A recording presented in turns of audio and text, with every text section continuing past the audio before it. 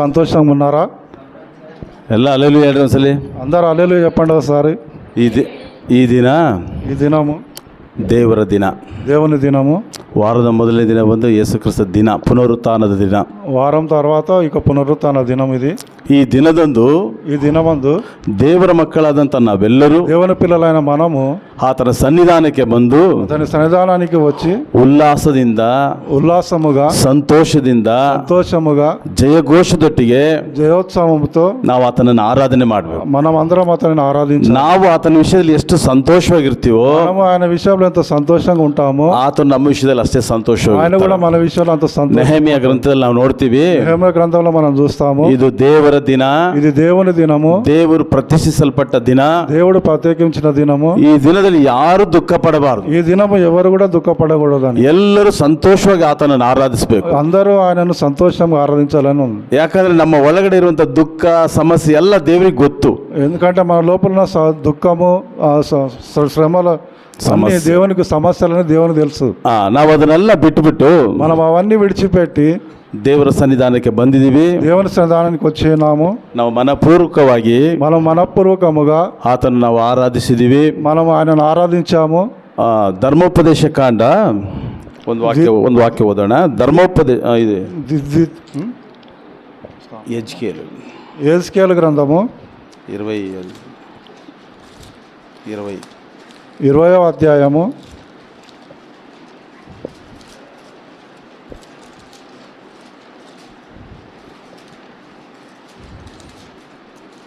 12వ వాక్యం, 12 వర్స్, 12వ వచనం చదవండి.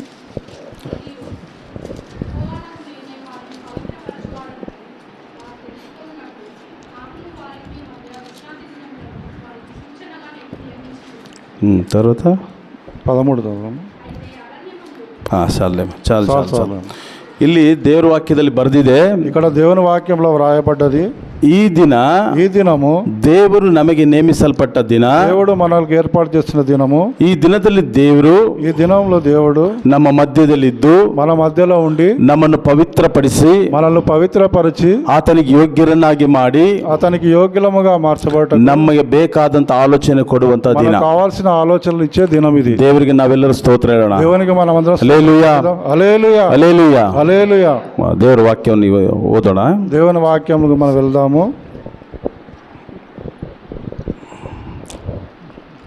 1ನೇ సమూయేలు గ్రంథ, సమూయేలు గ్రంథము, మొదటి సమూయేలు,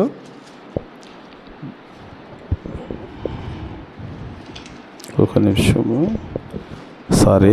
2ನೇ సమూయేలు గ్రంథ, 2వ సమూయేలు గ్రంథము, 21ನೇ అధ్యాయ, 21వ అధ్యాయము, 17ನೇ వాక్య, 17వ వచనం చదవండి. 17 లేదనా?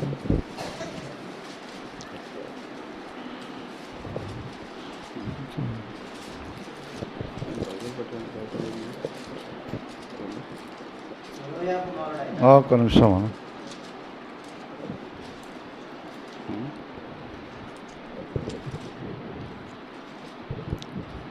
2వ సమూయేలు నేను తీస్తాను.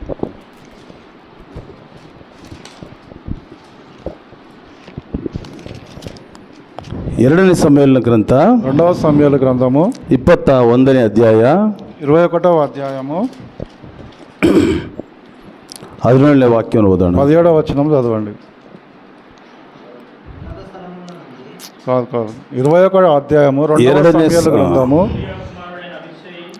సెరియా కుమారుడైన అభిషయి రాజును ఆదుకొని ఆ ఫిలిష్తీయుని కొట్టి చంపెను. దావీదు జనులు దీన్ని చూచి,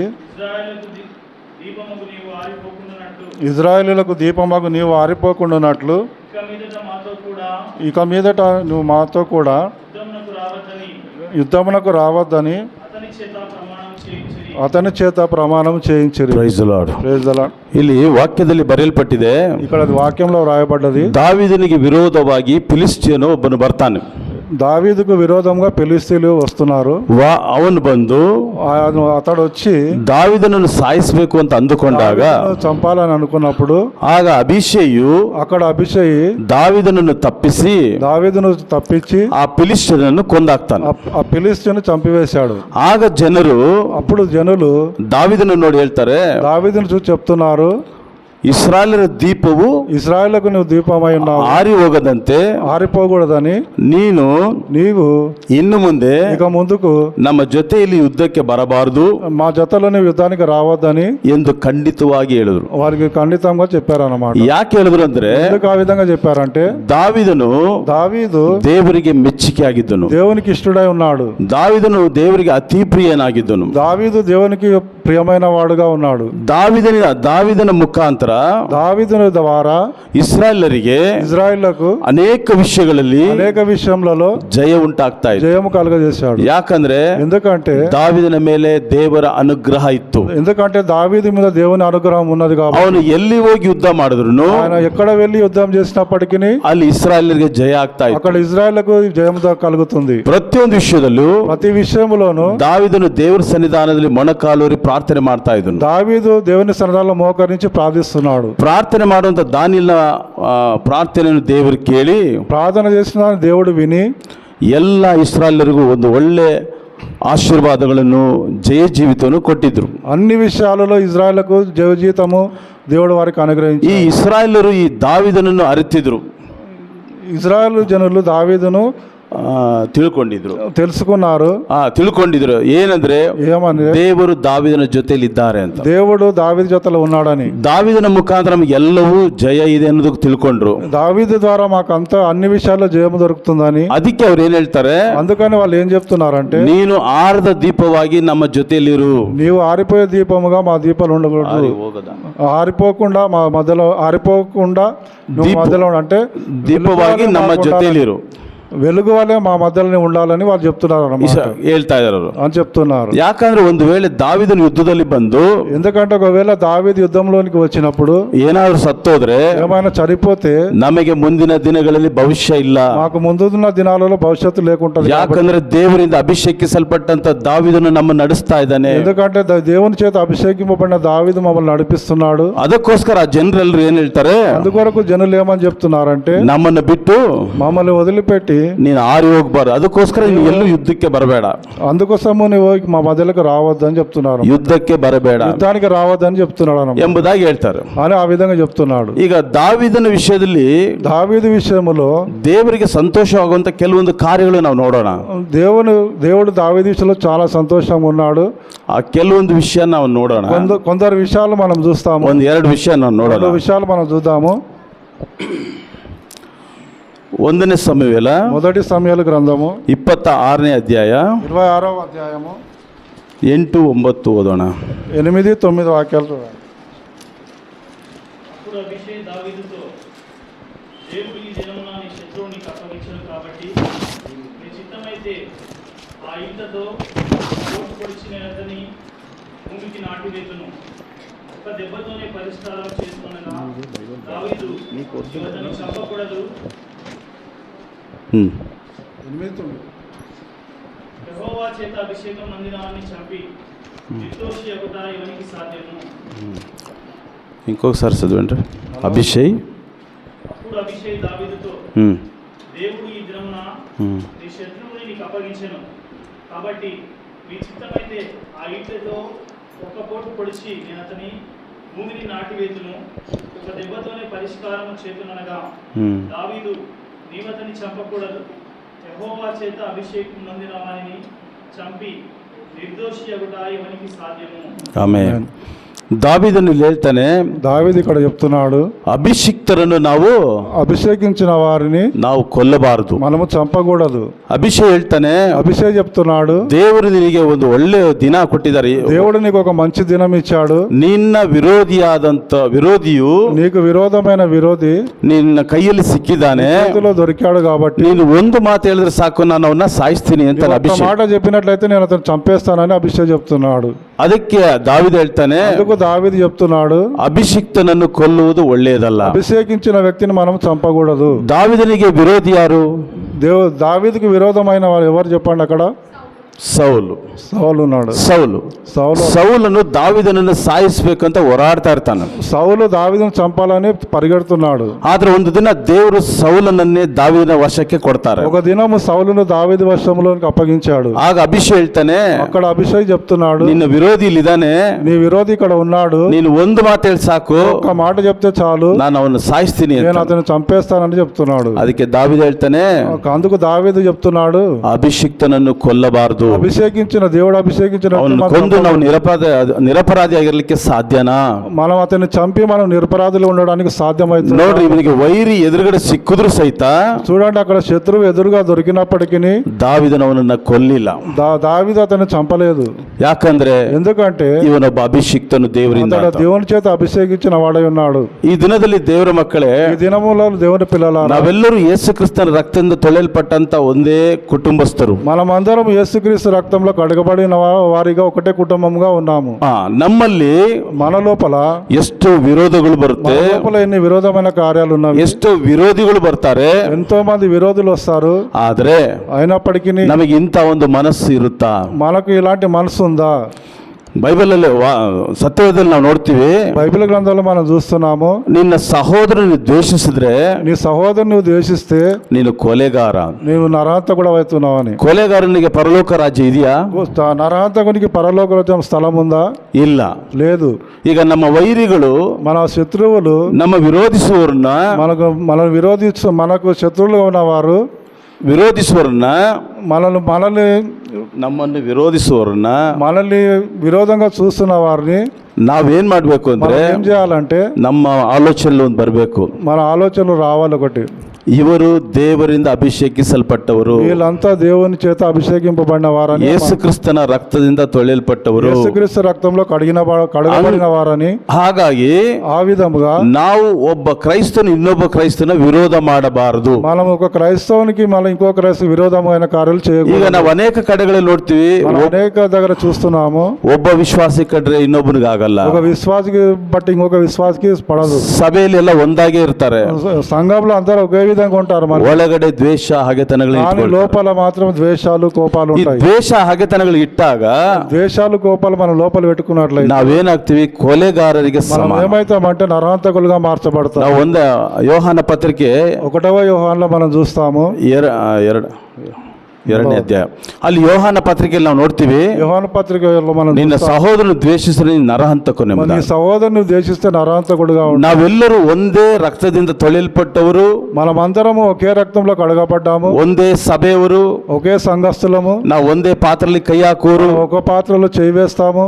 ನಮ್ಮಲ್ಲಿ మన లోపల ವಿರೋಧಗಳು ಇರಬಾರದು. విరోధకాయమైన కార్యాలు ఉండవు. ನಮಗೆ ವಿರೋಧವಾಗಿ ಎಷ್ಟೇ ಮಾತಾಡ್ಲಿ, మనకు విరోధంగా ఎన్నైనా మాట్లాడని, ನಮಗೆ ವಿರೋಧವಾಗಿ ಏನೇ ಮಾಡ್ಲಿ, మనకు విరోధంగా ఏమైనా చేయని, ನಮ್ಮಲ್ಲಿ ಒಂದು ಆಲೋಚನೆ ಇರಬೇಕು, మన లోపల ఒక ఆలోచనలు ఉండాలి. ಇವನು ಸಹ ದೇವರಿಂದ ఇతను ಅಭಿಷೇಕಿಸಲ್ಪಟ್ಟವನು, కూడా దేవుడి చేత అభిషేకింప. ನಾವು ಇವರನ್ನ ವಿರೋಧಿಸಬಾರದು, మనము అతన్ని విరోధించకూడదు, ನಾವು ಪ್ರೀತಿ ಮಾಡಬೇಕು. మనం ప్రేమించాలి.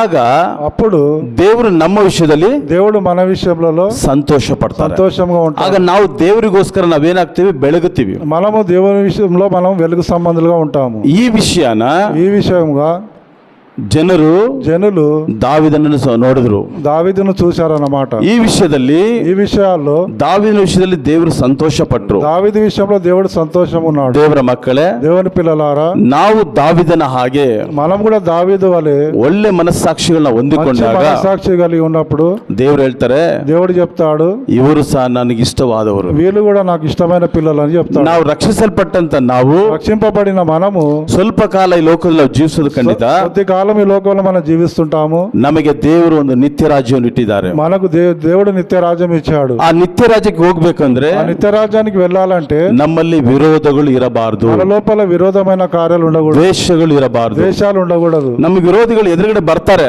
మనకు విరోధులు మనకు ఎదురుగా వస్తారు, ನಾವು ಮುಖ ತಿರ್ಸ್ಕೊಂಡು ಹೋಗ್ಬಾರ್ದು, మనం ముఖం తిప్పుకొని వెళ్ళకూడదు. ಅವ್ರನ್ನ ಪ್ರೀತಿಯಿಂದ ಮಾತಾಡಿಸ್ಬೇಕು. అతని ప్రేమతో మనం పలకరించి, ಆಗ ದೇವರು ನಮ್ಮ ವಿಷಯದಲ್ಲಿ అప్పుడు దేవుడు మన విషయంలో ಸಂತೋಷ ಪಡ್ತಾರೆ. సంతోషంగా ఉంటాడు. దావీదనಲ್ಲಿದ್ದಂತ ಇದು ಒಂದು ಒಳ್ಳೆ ಗುಣ. దావీదు లోపల ఉన్న ఒక మంచి బుద్ధి అన్నమాట ఇది.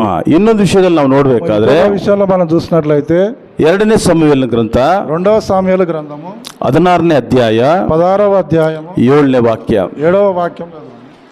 ఈ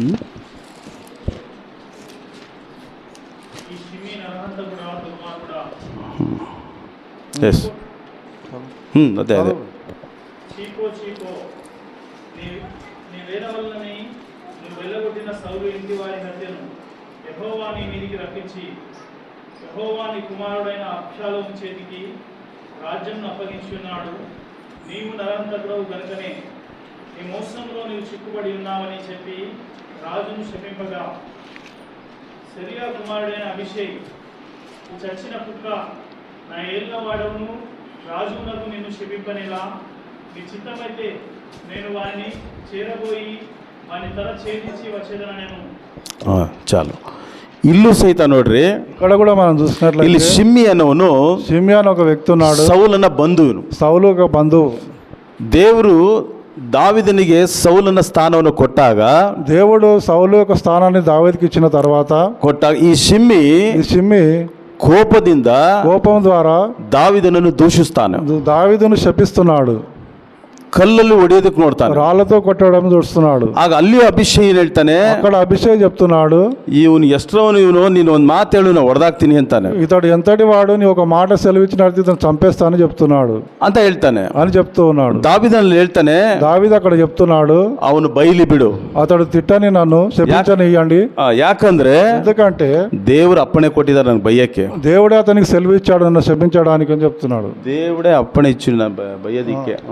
దేవుడే అతనికి సెలవిచ్చాడు నన్ను శపించడానికి అని చెప్తున్నాడు. ಶಿಮ್ಮಿ ಬೈಯೋದನ್ನ ಬಿಡು, ದೇವರೇ ಅವನ್ನ ನನ್ನ ಬೈಯೋದಕ್ಕೆ ಬಿಟ್ಟಿದ್ದಾರೆ ಅಂತ దావీదు ಹೇಳ್ತಾನೆ. దావీదు చెప్తున్నాడు, షిమి నన్ను శపించని దేవుడే అతనికి సెలవిచ్చాడని చెప్తున్నాడు. ಅಲ್ವಾ? అవునా? ಆ ಸ್ಥಳದಲ್ಲಿ ಅವ್ರು ಏನ್ ಮಾಡ್ತಾರೆ, ಶಿಮ್ಮಿನ ಕ್ಷಮಿಸಿ ಬರ್ತಾನೆ దావీద. అక్కడ కూడా దావీదు ఏం చేస్తున్నాడు అంటే షిమిని క్షమిస్తున్నాడు. ಒಂದು ದಿನ ఒక దినము ಅದೇ ಶಿಮ್ಮಿ అదే షిమి 2ನೇ ಸಮುವೇಲ ಗ್ರಂಥ 19ನೇ ಅಧ್ಯಾಯ 2వ సమూయేలు గ్రంథం 19వ అధ్యాయము 18ರಿಂದ ನಾವು ಓದುವಾಗ 18 నుండి మనం చూసినట్లయితే 18, 19 ఓదురు. 18, 19వ వచనం చదవండి.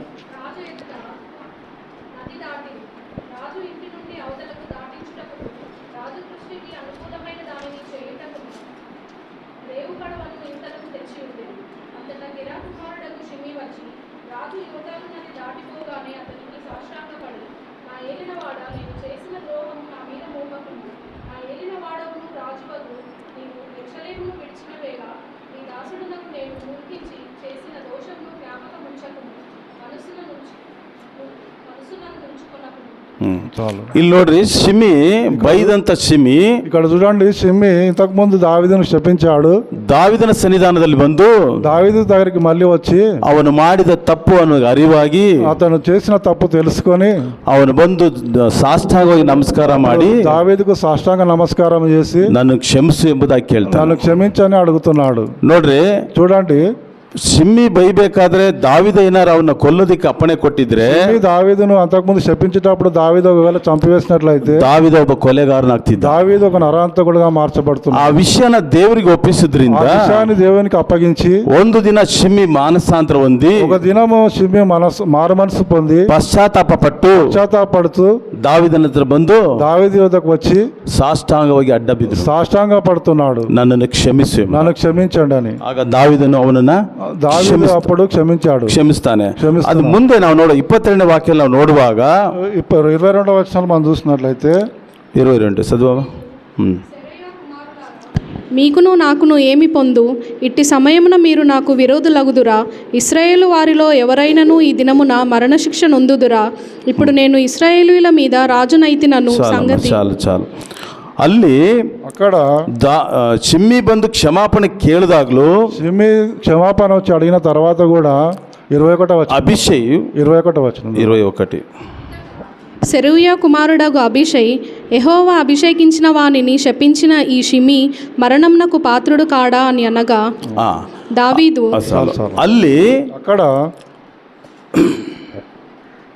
ಅಭಿಷೇಕ್ ಏನ್ ಹೇಳ್ತಾನೆ, అభిషేకం చెప్తున్నాడంటే ಅಭಿಷೇಕಿಸಲ್ಪಟ್ಟಂತ ನಿನ್ನನ್ನು ಅವನು ಬೈದ್ನಲ್ಲ, దేవుని చేత అభిషేకింపబడిన నిన్ను అతడు చంపించినప్పుడు ಅವನಿಗೆ ಮರಣದಂಡನೆ ಆಗ್ಬೇಕಲ್ಲ. అతనికి మరణదండ వేయాలి కదా అని అడుగుతున్నాడు. ಯಾಕಂದ್ರೆ ಫಸ್ಟ್ ದಾವಿದ ಹೇಳ್ದ ಅಭಿಷೇಕಿಸಲ್ಪಟ್ಟವನು ಕೊಲ್ಲೋದು ಅದು ಒಳ್ಳೇದಲ್ಲ ಅಂತ. ఎందుకంటే దావీదు అంతకుముందు సౌలు విషయంలో అభిషేక్ చెప్తున్నాడు, దేవుని చేత అభిషేకింపబడి మనం చంపకూడదని. ಇಲ್ಲಿ ಅಭಿಷೇಕ್ ಹೇಳ್ತಾನೆ, ఇక్కడ అభిషేక్ చెప్తున్నాడు, ಅಭಿಷೇಕಿಸಲ್ಪಟ್ಟಂತ ನಿನ್ನನ್ನು ಅವನು ಬೈದ್ನಲ್ಲ, దేవుని చేత అభిషేకింపబడిన నిన్ను శపించాడు కదా, ಈಗ ಅವನಿಗೆ ಮರಣದಂಡನೆ ಆಗ್ಬೇಕು ಅಂತ. ఇప్పుడు అతని మరణదండ వేయాలి కదా అని అడుగుతున్నాడు. ಈಗ ಎಲ್ಲಿ ಹೋದ್ರು ಈ ಅಭಿಷೇಕ್ ಏನ್ ಮಾಡ್ತಾನೆ, ದಾವಿದನಿಗೆ ದುಷ್ಪ್ರೇರಣೆಗಳನ್ನು ಮಾಡ್ತಾ ಇದ್ದಾನೆ. ఎందుకంటే ఎక్కడ వెళ్ళినప్పటికీ అభిషేక్ దావీదుకు విరోధమైన ఆలోచనలే కలిగి ఉన్నాడు. ನಾವು ಸಹ ರಕ್ಷಿಸಲ್ಪಟ್ಟಂತ ಸಮಯದಲ್ಲಿ రక్షింపబడిన మనము కూడా ನಮಗೂ ಸಹ ಅನೇಕ ವಿಧವಾದಂತ ದುರಾಲೋಚನೆ ಕೊಡೋರು, ನಮಗೆ ದುರಾಲೋಚನೆ ಕೊಟ್ಟು ನಡೆಸೋರು ತುಂಬಾ ಜನ ಇರ್ತಾರೆ. మనము కూడా రక్షింపబడిన మనకు ఆ దురాలోచన కలగజేసేవారు మనతో ఉంటారు. ಆಗ ನಾವೇನ್ ಮಾಡ್ಬೇಕು ಅಂದ್ರೆ, అప్పుడు మనం ఏం చేయాలంటే ಆ 22ನೇ ವಾಕ್ಯದಲ್ಲಿ ದಾವಿದನು ಹೇಳ್ತಾನೆ, 22వ వచనంలో దావీదు చెప్తున్నాడు, ಚೆರೂಯಳ ಮಕ್ಕಳೇ, శరియా కుమారులారా, ನಿಮ್ಮ ಸಹವಾಸ ನನಗೆ ಬೇಡ. అంటే కన్నడలో ఏం చెప్తుంది అంటే మీ సహవాసం నాకు వద్దని ఉందన్నమాట. అక్కడ తెలుగులోనేమో మీకు నాకు ఏమి పొందు అని ఉంటుంది అనమాట. ಕನ್ನಡದಲ್ಲಿ ಇದೆ, కన్నడలో ఉంటుంటది, ನಿಮ್ಮ ಸಹವಾಸನೇ ನನಗೆ ಬೇಡ. మీ సహవాసమే నాకు వద్దని చెప్తూ ఉంటాడు. ಯಾಕಂದ್ರೆ ఎందుకంటే ನೀವು ನನ್ನನ್ನು ಯಾವಾಗಲೂ ದುಷ್ಕೃತ್ಯಗಳಿಗೆ ಪ್ರೇರೇಪಿಸ್ತೀರಾ, ఎందుకంటే నువ్వు ఎప్పుడు నాకు దుష్టకార్యంలో గురించే ప్రేరేపిస్తున్నావు అని చెప్తున్నాడు. ಅದಕ್ಕೆ ನಿಮ್ಮ ಸಹವಾಸನೇ ನನಗೆ ಬೇಡ అందుకొరకే మీ సహవాసం నాకు వద్దని ಎಂಬುದಾಗಿ ದಾವಿದನು ಹೇಳಿ, ఆ విధంగా దావీదు చెప్పిన తర్వాత ಅಂತವರ ಸಹವಾಸದಿಂದ ದಾವಿದ ಹೊರಗಾಗ್ತಾನೆ. ఆ విధంగా సహవాసం నుండి దావీదు బయటకు వచ్చాడు. ದೇವರ ಮಕ್ಕಳೇ, దేవుని పిల్లలారా, ನಾವು ಸಹ మనము కూడా ಕ್ರಿಸ್ತನಲ್ಲಿದ್ದಾಗ క్రీస్తులో ఉన్న మనము ನಮಗೆ ಅನೇಕರು మనకు అనేకులు ದುರಾಲೋಚನೆ ದುಷ್ಪ್ರೇರಣೆಗಳನ್ನು ಪ್ರೇರೇಪಿಸ್ತಾರೆ. ఆలోచనలు దృష్టిల గురించి ప్రేరేపిస్తుంటారు. ಆಗ ನಾವೇನ್ ಮಾಡ್ಬೇಕು, ఇప్పుడు మనం ఏం చేయాలంటే ದಾವಿದನು ಯಾವ ರೀತಿಯಾಗಿ ಅವರ ಸಹವಾಸನ ಬಿಟ್ನೋ, దావీదు ఏ విధంగా వారి సహవాసానికి దూరంగా ఉన్నాడో ಆ ಪ್ರಕಾರವೇ ನಾವು ಅವರ ಸಹವಾಸನ ಬಿಡಬೇಕು. మనం కూడా వారి యొక్క సహవాసాన్ని విడిచిపెట్టాలి. ನಮಗೆ ರಕ್ಷಿಸಲ್ಪಟ್ಟಾಗ ನಮಗೆ ಬರುವಂತ ವಿರೋಧಗಳು ಯಾರು ಗೊತ್ತಾ? మనకు రక్షింపబడిన తర్వాత మనకు వచ్చే విరోధులు ఎవరు తెలుసా? ನಮ್ಮ ಬಂಧು ಬಳಗದವರು, మన బంధువులే, ನಮ್ಮ ಸ್ನೇಹಿತರುಗಳು, మన స్నేహితులు, ನಮ್ಮ ಪರಿಚಯಸ್ಥರು, మన పరిచయస్తులు. ಅವರೇ ನಮಗೆ వాళ్ళే మనకు ದುಷ್ಪ್ರೇರಣೆಗಳನ್ನು ಪ್ರೇರೇಪಿಸ್ತಾ ಇರ್ತಾರೆ. దుష్టకార్యాలు ప్రేరేపిస్తుంటారు అన్నమాట. ಆಗ ನಾವೇನ್ ಮಾಡ್ಬೇಕು ಅಂದ್ರೆ, మనం ఏం చేయాలంటే ಅಂತವರ ಸಹವಾಸದಿಂದ అలాంటి వారి సహవాసం విడిచిపెట్టాలి. ನಾವು ಹೊರಗೆ ಬರಬೇಕು. వాళ్ళ సహవాసం నుండి బయటికి రావాలి మనం. ಯಾಕಂದ್ರೆ ಆ ದುಷ್ಪ್ರೇರಣೆಯಿಂದ ನಾವು ಅಪರಾಧಕ್ಕೆ ಒಳಗಾಗುವಂತ ಸಾಧ್ಯತೆ ఎందుకంటే ఆ దుష్ట కార్యముల ద్వారా మనం అపరాధులుగా తీర్చబడతాం. ಈ విషయాలు ದಾವಿದನಲ್ಲಿ ಇದ್ದುದರಿಂದ దావీదు లోపల ఉన్నాయి కాబట్టి ಇಸ್ರಾಯೇಲ್ ಹೇಳ್ತಾರೆ, ఇజ్రాయెల్ జనులు చెప్తున్నారు, ನೀನು ಆರದ ದೀಪ, నీవు ఆరిపోని దీపమై ఉన్నావు, ನೀವು ನನಗಿರ್ಬೇಕು, ನಮಗೆ మీరు మాకు ఉండాలని చెప్తున్నారు అన్నమాట. ಯಾಕಂದ್ರೆ ఎందుకంటే ದೇವರು ದಾವಿದನ ಸಂಗಡ ಇದ್ರು, దేవుడు దావీదు పక్షంగా ఉన్నాడు కాబట్టి ದಾವಿದನ ಮುಖಾಂತರ దావీదుని ద్వారా ಇಸ್ರಾಯೇಲ್ರಿಗೆ, ఇజ్రాయెల్ జనులకు, అనేకులకు ಉಪಕಾರಗಳನ್ನು ಮಾಡ್ತಾ ಇದ್ರು, ఉపకారాలు చేస్తున్నాడు అన్నమాట. ಈಗ ಹಳವಡಂಬಡಿಕೆ ಕಾಲದಲ್ಲಿ ನಾವು ನೋಡುವಾಗ పాత నిబంధనలో మనం చూసినట్లయితే ದಾವಿದನು ಆರದ ದೀಪವಾಗಿದ್ದನು. దావీదు వెలుగుగా ఉన్నాడు అన్నమాట. ఇజ్రాయెల్ జనులు ಆರದ ದೀಪ, ఆరిపోయిన దీపముగా ఉన్నాడు. ಈಗ ಹೊಸ ಒಡಂಬಡಿಕೆ ಕಾಲದಲ್ಲಿ ಬಂದಾಗ నూతన నిబంధనలో మనం చూసినట్లయితే ಯೋಹಾನ ಬರೆದ ಸುವಾರ್ತೆ యోహాను సువార్త 5ನೇ ಅಧ್ಯಾಯ 5వ అధ్యాయము 35ನೇ ವಾಕ್ಯ ನೋಡ್ರಿ. 35వ వచనం చదవండి.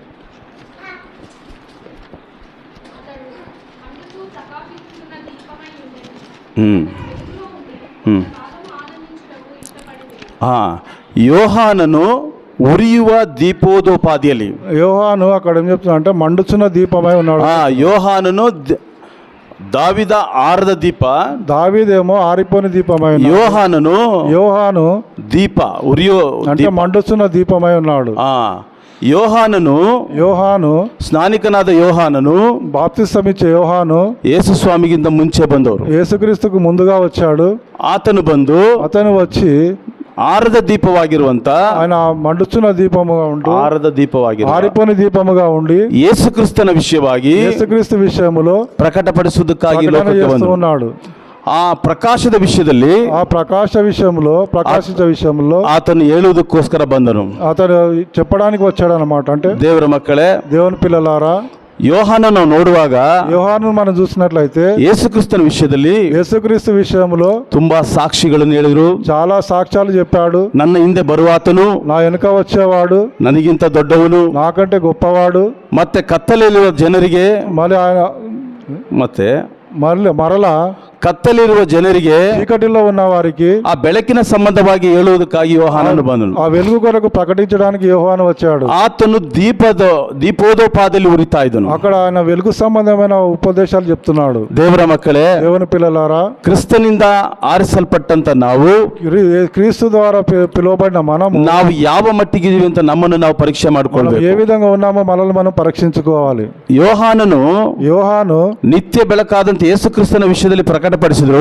వెలుగు గురించి అతడు ప్రకటించాడు. ಅನೇಕರು ಕತ್ತಲಿಂದ ಆ ಬೆಳಕಿನ ಕಡೆಗೆ ಬಂದ್ರು. అందరూ చీకటిలో నుండి, అనేక మంది చీకటిలో నుండి ఆయన వెలుగులో, ಅನೇಕರು ದೀಕ್ಷಾಸ್ಥಾನ ತೆಗೆದುಕೊಂಡ್ರು. చాలా మంది బాప్తిసం తీసుకున్నారు, ರಕ್ಷಿಸಲ್ಪಟ್ರು, రక్షింపబడ్డారు. ಈ దినాలలో ಯೇಸು ಕ್ರಿಸ್ತನಿಂದ ರಕ್ಷಿಸಲ್ಪಟ್ಟಂತ ನಾವುಗಳು, యేసుక్రీస్తు ద్వారా రక్షింపబడిన మనము ಎಷ್ಟು జనుల మధ్యలో ಕತ್ತಲೆಯಿಂದ ಬೆಳಕಿನ ಕಡೆಗೆ ಕರ್ಕೊಂಡು ಬರ್ತಾ ಇದೀವಿ. ఎంతో మందిని మనం చీకట్లో ఉన్న వారిని వెలుగులోనికి తీసుకొని వస్తున్నాము. ನಾವು ರಕ್ಷಿಸಲ್ಪಟ್ಟಿದ್ದೀವಿ, మనం రక్షింపబడ్డాము. ದೇವರು ನಮ್ಮ ಜೀವಿತದಲ್ಲಿ ಮಹತ್ತಾದ ಕಾರ್ಯ ಮಾಡಿದ್ದಾರೆ. దేవుడు మన ద్వారా అనేక కార్యాలు, మన లోపల అనేక కార్యాలు చేశాడు. ನಾವು ದೇವರ ಮಕ್ಕಳು, మనం దేవుని పిల్లలము ಅಂತ ನಾವು ಅನ್ಕೊಂಡು ನಮ್ಮ ಜೀವಿತ ನಾವು ಸಾಗಿಸ್ತಾ ಇದೀವಿ. మనం ఆ విధంగా అనుకొని మన జీవితాన్ని మనం గడుపుతున్నాము. ಆದ್ರೆ ఆయనను ನಮ್ಮನ್ನು ಅಭಿವೃದ್ಧಿ ಪಡಿಸುತ್ತಿರುವಂತ, మనల్ని అభివృద్ధి పరిచినది, ನಮಗೆ ನಿತ್ಯ ಬೆಳಕಿನಲ್ಲಿ ನಡೆಸುತ್ತಿರುವಂತ, నిత్య వెలుగులోనికి నడిపిస్తున్న మనల్ని, ಆ ಯೇಸು ಕ್ರಿಸ್ತನ ಬೆಳಕನ್ನು ఆ యేసుక్రీస్తు వెలుగులో ನಾವು ಎಷ್ಟು ಜನರಿಗೆ ನಾವು ಪ್ರಕಟಪಡಿಸ್ತಾ మనం ಇದ್ದೀವಿ.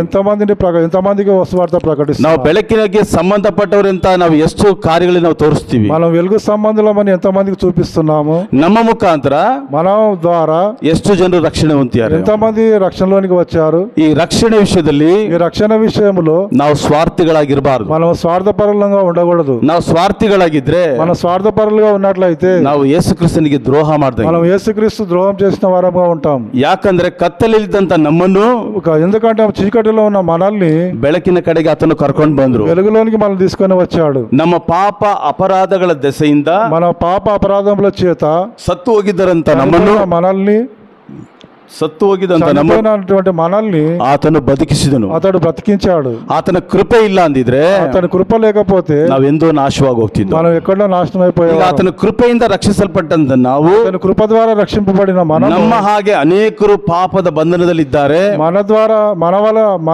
మనలాగే అనేక మంది పాపంలో ఉన్నారు. ಆ ಪಾಪದಲ್ಲಿ ಆ ಕತ್ತಲೆಯುವಂತ ಜನರನ್ನ పాపంలో చీకటిలో ఉన్న జనులను ನಾವು ಸಹ ಕರ್ಕೊಂಡು ಬರ್ಬೇಕು. మనము వారిని తీసుకొని రావాలి. ನಾವು ಆ ಕೆಲಸಗಳನ್ನು ಮಾಡದೆ ಹೋದ್ರೆ మనం అలాంటి పనులు చేసినట్లయితే ನಾವು ರಕ್ಷಿಸಲ್ಪಟ್ಟದ್ದು ವ್ಯರ್ಥವಾಗುತ್ತೆ. మనం రక్షింపబడినది వ్యర్థం కాదు. ನಾವು ಯೇಸು ಕ್ರಿಸ್ತನ ಮಕ್ಕಳು ಅಂತ ಹೇಳೋದಕ್ಕೂ ವ್ಯರ್ಥ ಆಗುತ್ತೆ. మనం అంటే దేవుని పిల్లలమని చెప్పడం కూడా వ్యర్థం అయిపోతుంది. ಯೇಸು ಕ್ರಿಸ್ತನ್ ಹೇಳ್ತಾರೆ, యేసుక్రీస్తు చెప్తున్నాడు, ನಾನು ఈ లోకಕ್ಕೆ ಬೆಳಕು ಅಂತ.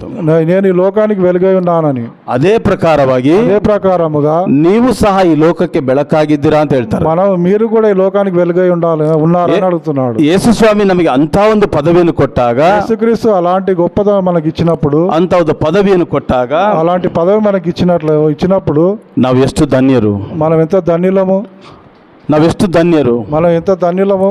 ನರಕದ ಹಾದಿಯಲ್ಲಿ ಹೋಗ್ತಾ ಇದ್ದೋ, ನರಕ ಹಾದಿಯಲ್ಲಿ ಹೋಗ್ತಾ ಇದ್ದೋ, నరకమైన దారిలో మనం వెళ్తున్నప్పుడు, ನಿತ್ಯ ನರಕದ ಕಡೆಗೆ ಹೋಗ್ತಾ ಇದ್ದೋ, నిత్య నరకానికి మనం వెళ్తున్నప్పుడు, ಅಂತವರಾದಂತ ನಮ್ಮನ್ನ అలాంటి వారి మనల్ని ದೇವರು ನಮ್ಮನ್ನು ಆರಿಸಿಕೊಂಡು, దేవుడు మనల్ని పిలుచుకొని, ನಮ್ಮ ಪಾಪ ಅಪರಾಧ ದ್ರೋಹಗಳೆಲ್ಲವನ್ನು ಕ್ಷಮಿಸಿ, మన పాప అపరాధాలను క్షమించి, ನಮ್ಮ ಕತ್ತಲೆ ಕಾರ್ಯಗಳೆಲ್ಲವನ್ನು ತೊಲಗಿಸಿ, మన లోపల చీకటి కార్యాలను తొలగించి, ಆತನು ನಮಗೆ ರಕ್ಷಣೆ ಕೊಟ್ಟರು. అతడు ದೇವರು మనకు రక్షణకు ఇచ్చాడు. ಆತನ ನಮ್ಮ ಜೀವಿತದಲ್ಲಿ ಎಷ್ಟೊಂದು ಉಪಕಾರ ಮಾಡಿದ್ದಾರೆ. అతడు మన విషయాలు ఎంత ఉపకారాలు చేశాడు. ಒಂದು ಸಾರಿ ನೀವು ಪರೀಕ್ಷೆ ಮಾಡ್ಕೊಳ್ರಿ. ఒకసారి మీరు ನಾವು పరీక్షించుకోండి. ಪ್ರಾರ್ಥನೆ ಮಾಡುವಾಗ ಆತನು ಎಷ್ಟೊಂದು ಸದುತ್ತರವನ್ನು ಕೊಡ್ತಾರೆ. మనం ప్రార్థన చేసినప్పుడు దేవుడు మనకి ఎంతో ఆలోచనలు ఇస్తాడు. ನಮ್ಮ ಜೀವಿತದಲ್ಲಿ ಎಷ್ಟೊಂದು ಮೇಲುಗಳನ್ನು ಮಾಡ್ತಾರೆ. మన జీవితాలు ఎన్నో మేలు చేస్తాడు. ದೇವರು ನಮ್ಮನ್ನ ಆತನ ಬೆಳಕನ್ನಾಗಿ ರೂಪಿಸಿಕೊಂಡಿದ್ದಾರೆ. దేవుడు అతని వెలుగులోనికి మనం పిలుచుకున్నాడు. ಬೆಳಕಾಗಿರುವಂತ ನಾವು, వెలుగు సంబంధాలుగా ఉన్న మనము ನಾವೇನ್ ಮಾಡ್ತಾ ಇದೀವಿ? మనం ఏం చేస్తున్నాం? ವಾಕ್ಯ ನೋಡ್ತೀವಿ, వాక్యంలో చూస్తాము, ದೀಪನ ಹಚ್ಚಿ దీపాన్ని వెలిగించి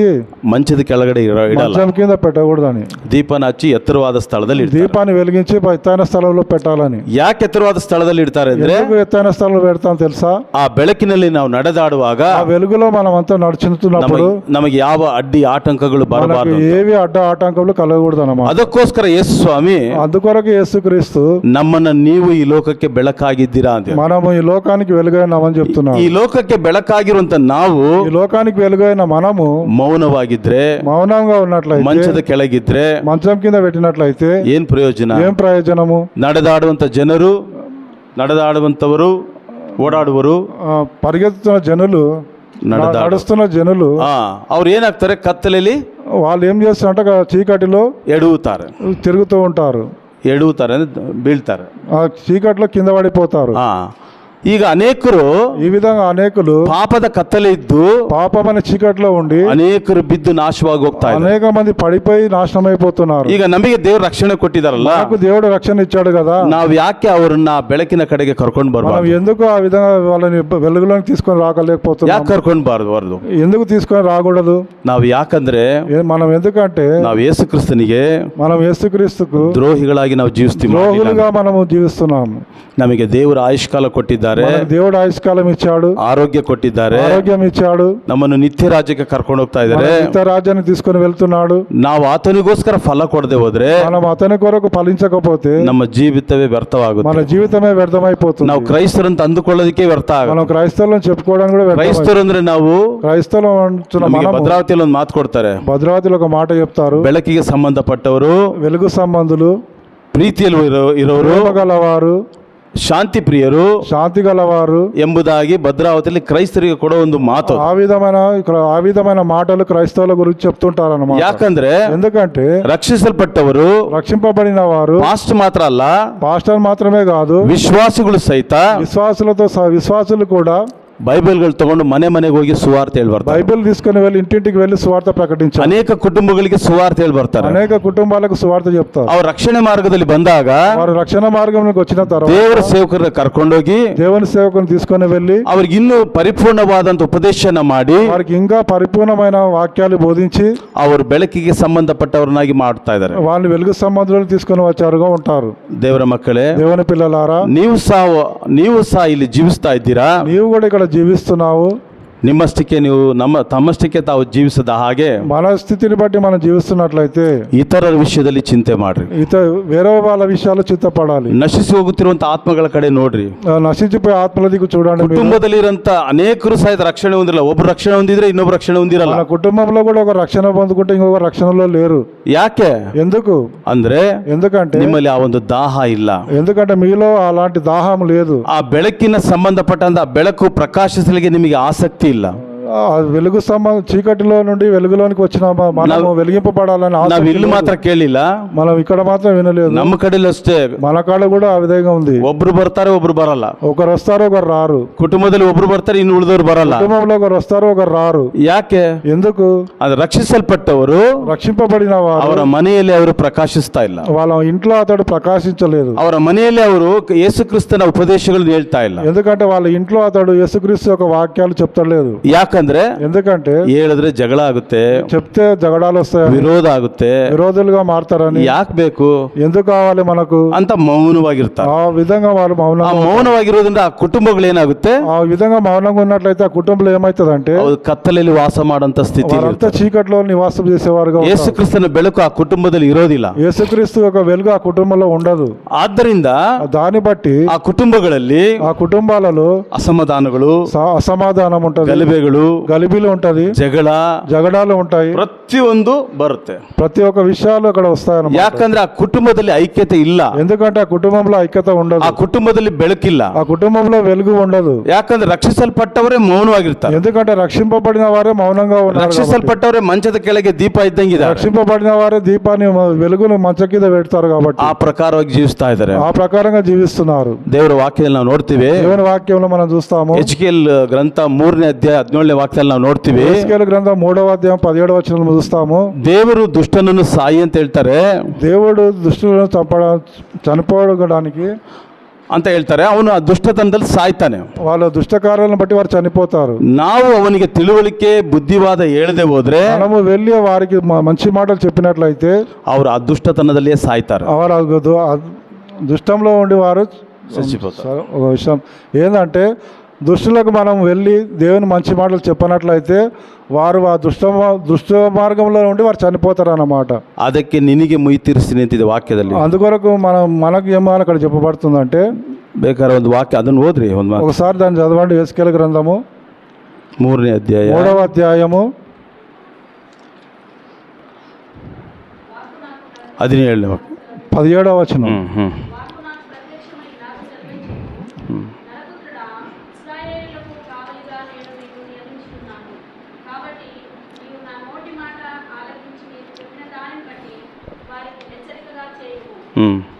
తర్వాత అవశ్యముగా నీవు మరణమవుడు అని నేను దుర్మార్గుని గూర్చి ఆజ్ఞేయగా నీవు అతని హెచ్చరిక చేయకయు అతను జీవించినట్లు తన దుర్మార్గతను విడిచి పెట్టవలని వారిని హెచ్చరికను చేయక ఉండవలని ఆ దుర్మార్గతను తాను చేసిన దోషమును బట్టి మరణమును గాని అతని రక్తములకు నిన్ను ఉత్తరవాదిగా ఎంచుదు.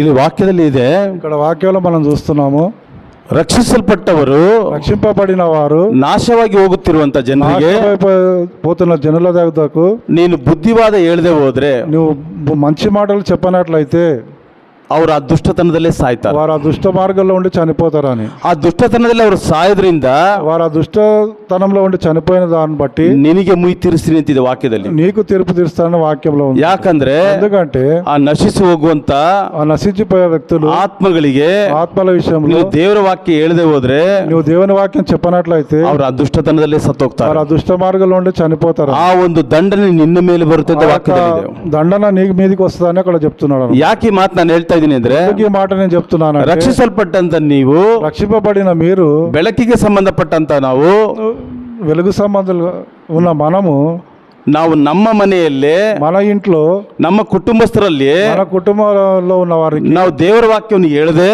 మన దేవుని వాక్యం చెప్పకుంటే, ಬೆಳಕಿಗೆ ಸಂಬಂಧಪಟ್ಟ ಕಾರ್ಯಗಳನ್ನು ಹೇಳದೆ, వెలుగు సంబంధమైన కార్యాలు వారు చెప్పకుంటే ಅವರು ಏನಾಗ್ತಾರೆ, ಕುಟುಂಬಸ್ಥರು ದುಷ್ಟತನದಲ್ಲೇ ಸಾಯ್ತಾರೆ. వారు ఏమైతారంటే మన కుటుంబంలో వారు దుష్టకారంలో ఉండి చనిపోతారు. ಆಗ ದೇವರು ನಿನಗೆ ಮುಯಿ ತೀರಿಸ್ತೀನಿ ಅಂತ ವಾಕ್ಯದಲ್ಲಿ అప్పుడు ಹೇಳ್ತಾರೆ. దేవుడు ఏం చేస్తాడంటే మనకు తీర్పు తీరుస్తాడు. ಈಗ ನಾವು ಅನ್ಕೋಬಹುದು, ನನಗೇನಪ್ಪ, ನಾನು ರಕ್ಷಣೆ ಹೊಂದಿದ್ದೀನಿ ಸಾಕು, మనం ఏమనుకుంటామంటే నాకు రక్షణ ఉంది, ఇక నాకు చాలు అనుకుంటాం. ಸಾಕು ಅಂತ ನಾವು ಅನ್ಕೊಳ್ತೀವಿ. చాలని మనం అనుకుంటాం. ಆದ್ರೆ ಮನೆಯಲ್ಲಿರೋರು, కానీ ఇంట్లో ఉన్న వాళ్ళు ಅವರು ದುಷ್ಟತನದಲ್ಲಿ ಸತ್ರೆ, వారి దుష్టత్వాలు వారు చనిపోతే ತೀರ್ಪು ನಿನಗೆ. తీర్పు నీకు వస్తుంది. ನಾನು ಹೇಳಿಲ್ಲ, ದೇವ್ರ ವಾಕ್ಯ ಹೇಳ್ತಾ ಇದೆ. నేను చెప్పడం లేదు, దేవుని వాక్యం ನಿನಗೆ ದಂಡನೆ, ನಿನಗೆ ಮುಯಿ ತೀರಿಸ್ತೀನಿ ಅಂತಾರೆ ದೇವರು. దండన కలుగుతుంది అని చెప్తుండ్రు. ಅದೇ ಕೆಳಗಿನ ವಾಕ್ಯದಲ್ಲಿ ನಾವು ನೋಡಿದ್ರೆ, అదే వాక్యం కింద చూసినట్లయితే, ನೀನು ಬುದ್ಧಿವಾದಗಳನ್ನು ಬುದ್ಧಿ ಮಾತುಗಳನ್ನು ಹೇಳಿದ್ರು ಸಹಿತ, నీవు ఒకవేళ వారికి బుద్ధి మాటలు చెప్పిన తర్వాత ಅವ್ರು ಕೇಳದೆ ಹೋದ್ರೆ, వారు వినకుంటే ನೀನು ತಪ್ಪಿಸ್ಕೊಳ್ತೀಯ, నీవు తప్పించుకుంటావు, ಅವ್ರು ಸಾಯ್ತಾರೆ ಎಂಬುದು. వాళ్ళు చనిపోతారు. ದೇವರ ಮಕ್ಕಳೇ, దేవుని పిల్లలారా, ದೇವರಿಗೆ ಸಂಬಂಧಪಟ್ಟಂತ ನಾವು, ಬೆಳಕಿಗೆ ಸಂಬಂಧಪಟ್ಟಂತ ನಾವು, దేవుని సంబంధమైన మనము, నాకు సంబంధాలుగా ఉన్న మనము, ನಾವು ಸ್ವಾರ್ಥಿಗಳಾಗಿರಬಾರದು. మనము స్వార్థపరంగా ఉండకూడదు. బైబిల్లో నిన్న నెరవేరును నిన్నంతే ప్రీతిసు. ఎందుకంటే బైబిల్లో చెప్తుంది, నిన్ను ప్రేమించిన వారు నువ్వు ప్రేమించినట్లయితే, నిన్న నెరవేరును ఏమంటారు, నెరవేరు ఎవరನ್ನು, సరే, నిన్న అక్కపక్కదವ್ರನ್ನ ನೀನು పక్కలో ఉన్న వారిని చూసినట్టు ಪ್ರೀತಿಸು, ప్రేమించు. ಆಗ అప్పుడు ಅವರ ಮುಂದೆ ನೀನು ಬೆಳಕಾಗಿರ್ತೀಯ ಅಂತ. వారి ముందర నువ్వు వెలుగు సంబంధిగా ఉంటావు.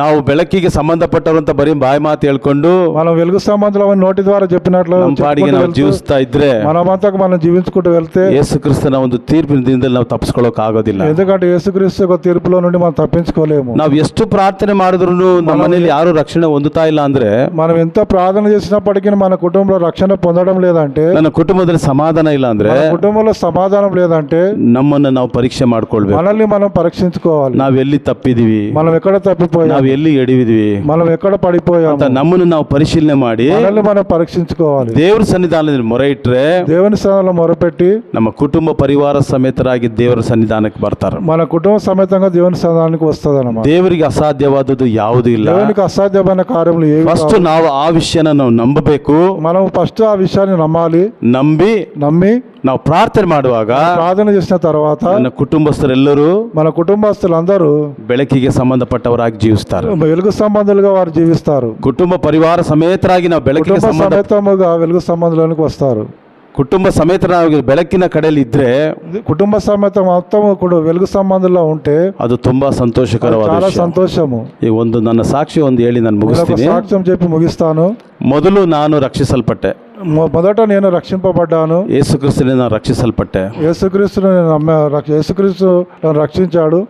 ಇಡೀ ಕುಟುಂಬದಲ್ಲೇ కుటుంబం అంతయు ನಾನೊಬ್ಬನೇ ರಕ್ಷಣೆ ಹೊಂದಿದ್ದು. ఆ కుటుంబం అంతట్లో నేను ఒక్కనే రక్షింపబడ్డాను. ನನ್ನ ಹಳೆ ಜೀವಿತದಲ್ಲಿ నా పాత జీవిత కాలంలో ನಾನು ಪಾಪಿಯಾಗಿದ್ದೆ, నేను పాపిగా ఉన్నాను, ದೇವರಿಂದ ದೂರವಾಗಿದ್ದೆ. దేవునికి దూరస్తుడిగా ఉన్నాను. ನಾನು ರಕ್ಷಣೆ ಹೊಂದಿಲ್ಲ ಅಂದಿದ್ರೆ నేను రక్షణ పొందకున్నట్లయితే ನಾನು ಎಂದೋ ಯಾವತ್ತೋ ನಾನು ಕೊಲೆ ಆಗ್ತಾ ಇದ್ದೆ. నేను ఏదో విధంగా చనిపోయేవాడిని. ಯಾಕಂದ್ರೆ ఎందుకంటే ನಾವು ಅಂತ ಮಾರ್ಗದಲ್ಲಿ ಇದ್ದವನು. ఎందుకంటే నేను అలాంటి మార్గంలో నడిచేవాడిని. ನಾವು ಮಾಡಿದ ಕೃತ್ಯಗಳು ಅವರು ನಮ್ಮ ಮೇಲೆ ದ್ವೇಷ ಇಟ್ಕೊಂಡು నేను చేసే కార్యములు వారు అవతలలో నా మీద ద్వేషం పెట్టుకొని ನನ್ನನ್ನ ಕೊಲ್ಲಬೇಕೆಂಬುದಾಗಿ ಸಹ ಯೋಚನೆ నన్ను ಮಾಡಿದರು. చంపాలని ఆలోచన కలిగి ఉన్నారు. ನಾನು ಮದುವೆ ಆದಾಗ ನನ್ನ ರಿಸೆಪ್ಷನ್ ಬಂದು ನನಗೆ ಇನ್ನು ಮುಂದೆ ನೀನು ಈ ಫೀಲ್ಡ್ಗೆ ಬಂದರೆ ನೀನು ಎತ್ತು ಬಿಡ್ತೀವಿ ಅಂತ ಅಂದರು.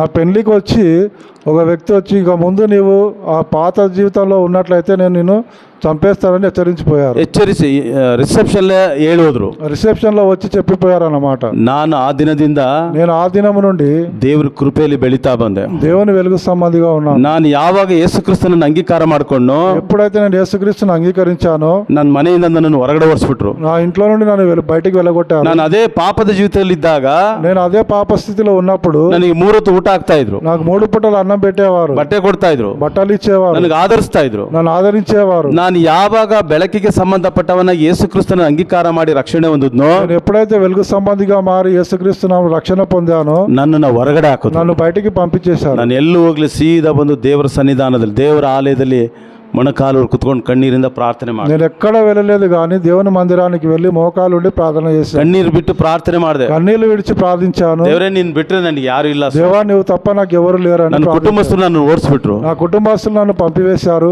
ಕಣ್ಣೀರು ಬಿಟ್ಟು ಪ್ರಾರ್ಥನೆ ಮಾಡ್ತಾ ಇದ್ದೆ. కన్నీరు విడిచి ప్రార్థన చేసినప్పుడు ಆಗ ದೇವರ ಸೇವಕರು అక్కడ దేవుని సేవకుడు ఉన్నాడు. ಚಿಕ್ಕಮ್ಮಿ ನನ್ನನ್ನು 6 ತಿಂಗಳು ನನಗೆ ಚರ್ಚಲ್ಲಿ ಇಟ್ಕೊಂಡು దగ్గర నాకు 6 నెలలు నన్ను అక్కడ పోషించాడు.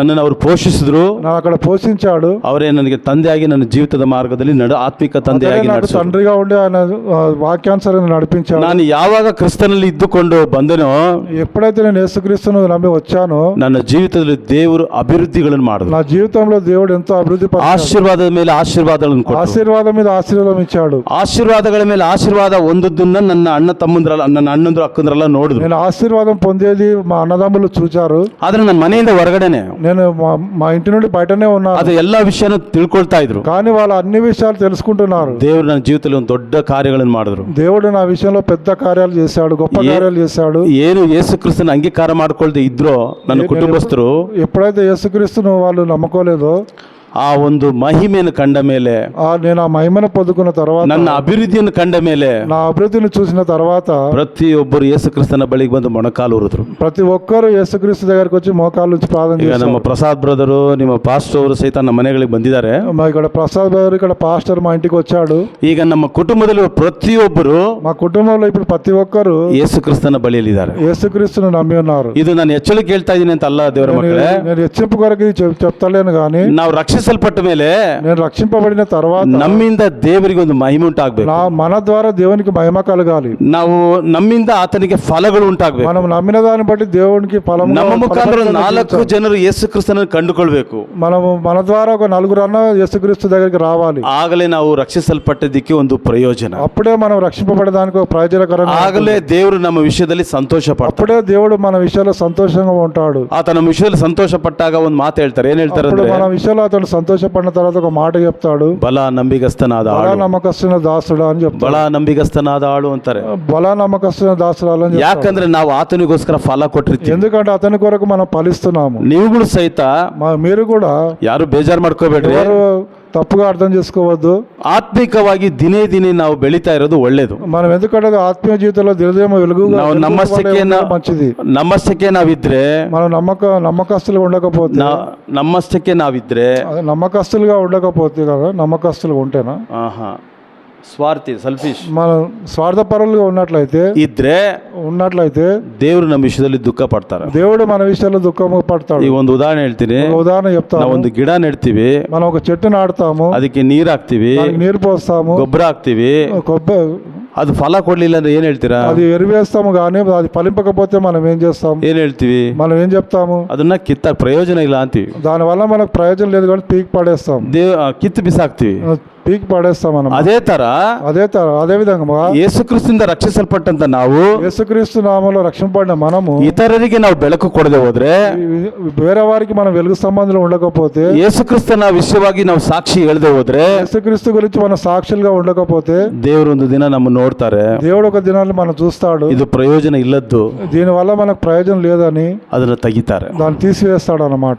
ಇಲ್ಲ లేదా ಸೈತಾನನಿಗೆ ಒಪ್ಪಿಸ್ತಾರೆ. సైతానుకు అప్పగిస్తాడు. ಆದ್ದರಿಂದ దాన్ని బట్టి ರಕ್ಷಿಸಲ್ಪಟ್ಟಂತ ನಾವೆಲ್ಲರೂ రక్షింపబడిన మనం అందరము ಪರಲೋಕ ರಾಜ್ಯಕ್ಕೆ ನಾವು ಸಿದ್ಧರಾಗಬೇಕು. పరలోక రాజ్యం కొరకు మనం సిద్ధపడాలి. ಈ ಲೋಕದಲ್ಲಿ ಜೀವಿಸುವ ಕಾಲವೆಲ್ಲ ఈ లోకంలో జీవించిన కాలం అంతయు ನಾವು ಬೆಳಕಾಗಿ ನಾವು మనం ಜೀವಿಸಬೇಕು. వెలుగు సంబంధులుగా జీవించాలి. ಯೇಸುಕ್ರಿಸ್ತನ ಈ ಲೋಕಕ್ಕೆ ಬೆಳಕಾಗಿದಾರಲ್ವಾ, యేసుక్రీస్తు లోకానికి వెలుగైనాడు కదా, ಆ ಬೆಳಕಿಗೆ ಸಂಬಂಧಪಟ್ಟವರಾಗಿ ಆತನ ಕಾರ್ಯಗಳನ್ನು ನಾವು ಪ್ರಕಟಪಡಿಸಬೇಕು. ఆయన వెలుగు సంబంధులుగా మనము అతడు చేసిన కార్యాలు మనం కూడా చేయాలి. ಆಗ అప్పుడు ಆತನು ನಮ್ಮ ಜೊತೆಲಿ ಇರ್ತಾರೆ. అప్పుడు అతడు మన జతలో ఉంటాడు. ನಾವು ಕೈ ಹಾಕುವಂತ ಎಲ್ಲ ಕೆಲಸಗಳನ್ನು ಸಫಲ మనం ಮಾಡ್ತಾರೆ. ఏ దాంట్లో చేయి వేస్తామో ఆ పనులన్నిటిలో దేవుడు మనల్ని ఆశీర్వదిస్తాడు. ನಾವು ಈ ಲೋಕದಲ್ಲಿ ಜೀವಿಸಿದ್ರು ನಮಗೆ ಆಶೀರ್ವಾದ, ఈ లోకంలో మనం జీవిస్తున్న ನಾವು ఆశీర్వాదాలు, ಈ ಲೋಕ ಬಿಟ್ಟರು ಪರಲೋಕದಲ್ಲಿ ನಮಗೆ ಆಶೀರ್ವಾದ. మనం ఈ లోకంలో ఉన్న ఆశీర్వాదాలు వస్తాయి, పరలోకానికి వెళ్ళినా కూడా ఆశీర్వాదాలు ఉంటాయి. ಇದಕ್ಕಾಗಿ ದೇವರು ನಮ್ಮನ್ನು ಕರೆದಿದ್ದಾರೆ. అందుకొరకే దేవుడు మనల్ని పిలిచాడు. ದೇವರು ಈ ವಾಕ್ಯಗಳನ್ನು ಆಶೀರ್ವದಿಸಲಿ. దేవుడి వాక్యము దీవించను గాక. ఆమేన్.